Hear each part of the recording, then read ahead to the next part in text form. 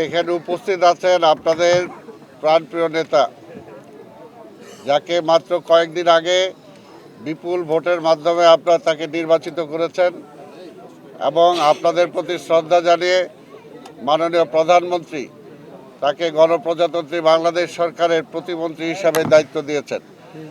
তা আমি এবং এখানে উপস্থিত আছেন আমাদের সিটি কর্পোরেশনের চিফ অফিসার, আমাদের কনজারভেন্সি চিফ, অন্যান্য নেতৃবৃন্দ এবং রাজনৈতিক নেতৃবৃন্দ, ভাই ও বোনেরা, আসসালামু আলাইকুম। আমি আপনাদেরকে বলতে চাই যে আমাদের আজকের যে কার্যক্রম এখানে আমরা গ্রহণ করেছি, আজকে হাবিবুর রশিদ হাবিবের এলাকা থেকে আমরা শুরু করলাম। ইনশাল্লাহ হাবিবুর রশিদ হাবিব যেভাবে সফল হয়েছে, আমি বিশ্বাস করি আমি নগর মেয়র হিসাবে ইনশাল্লাহ তার সহযোগিতা নিয়ে এই এলাকায় আমি সফল হব।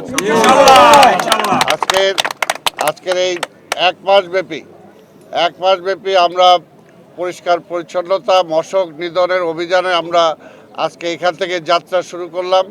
এটা এক মাস ব্যাপী চলবে। এক মাসে প্রতিটা ওয়ার্ড, প্রতিটা এলাকা, প্রতিটা মহল্লায় মশক নিধন, পাশাপাশি পরিষ্কার পরিচ্ছন্নতা অভিযান চলবে।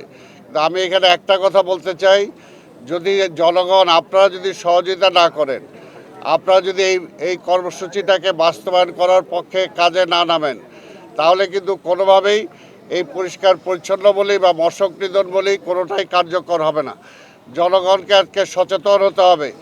আমরা আজকে এই যে খাল দেখেন কোথায় ছিল, আজকে কি অবস্থা হয়েছে।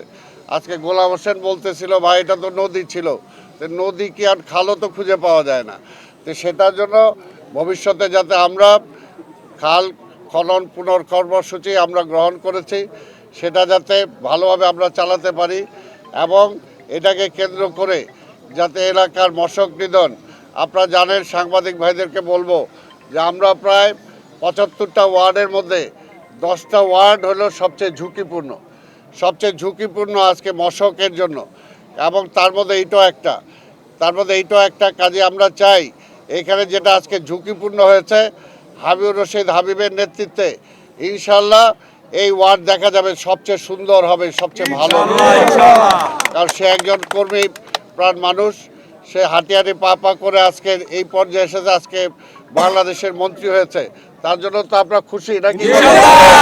এখন তাকে সহযোগিতা করতে হবে। এই এলাকায় পরিচ্ছন্ন বলেন, যে কোনো কাজ বলেন, হাবিবুর রশিদ হাবিব যেভাবে চাবে সব কাজই সেভাবে হবে। এখন আপনারা তাকে সহযোগিতা করতে হবে। সিটি কর্পোরেশনকে আমি বলে দিয়ে গেলাম, এখানে যে কোনো কাজের ব্যাপারে, যে কোনো কিছুর ব্যাপারে হাবিবুর রশিদ হাবিব যেটা অর্ডার দিবে ওইটাই আমার অর্ডার, এরকম মনে করে আপনারা এখানে কাজ করবেন। এবং যাতে আমরা এখন আমাদের মাননীয় প্রধানমন্ত্রী যেটা চান, ক্লিন সিটি গ্রিন সিটি করতে হলে তো পরিষ্কার পরিচ্ছন্ন রাখতে হবে। আর পরিষ্কার পরিচ্ছন্ন সিটি কর্পোরেশন একদিক দিয়ে ঝাড়ু দিয়ে গেল, আরেকদিক দিয়ে আমি ময়লা ফেলায় রাখলাম, আর যে কোনো জায়গায় ময়লা ফেলায় রাখলাম, সেগুলো হবে না।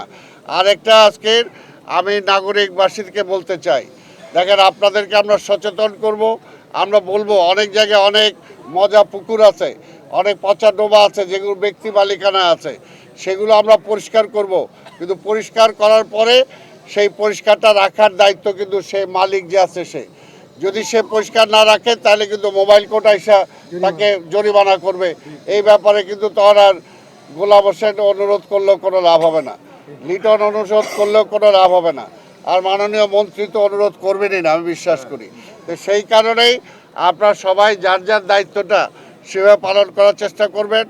এইখানে রেড ক্রিসেন্টের লোকজন আছে দেখলাম, এইখানে আরেকটা বিডি ক্লিনিক, যারা স্বেচ্ছায় যারা কাজ করতেছেন তাদেরকে বলবো, স্বেচ্ছায় কাজের মধ্য দিয়ে কিন্তু সবচেয়ে বড় কাজ হয়। কাজে আপনারা সেটা পরিষ্কার পরিচ্ছন্ন রাখার জন্য চেষ্টা করবেন। আমাদের এক মাস ব্যাপী এই মশক নিধন এবং পরিচ্ছন্ন কর্মসূচি আমাদের মাননীয় প্রধানমন্ত্রীর নির্দেশে আমরা ঘোষণা করেছি। আজকে থেকে এটা এখন কার্যকর হবে, এক মাস চলবে। কোথাও যদি কোনো সমস্যা থাকে, আমার এখানে যদি কোথাও কোনো এলাকার মধ্যে পরিচ্ছন্ন প্রোগ্রাম যদি না হয়, মশক নিধনের লোকজন যদি না আসে, তাহলে হাবিবুর রশিদ হাবিব এলাকার লোকাল, যেহেতু আর কাউন্সিলর নাই, কাজে সে প্রত্যেকটা ওয়ার্ডে দায়িত্ব ভাগ করে দিবে কার সাথে সিটি কর্পোরেশন যোগাযোগ করবে। সিটি কর্পোরেশন যোগাযোগ করে যদি যোগাযোগ না করে ওই একজন বা দুইজনের দায়িত্ব হবে সেগুলো সিটি কর্পোরেশনকে জানানো।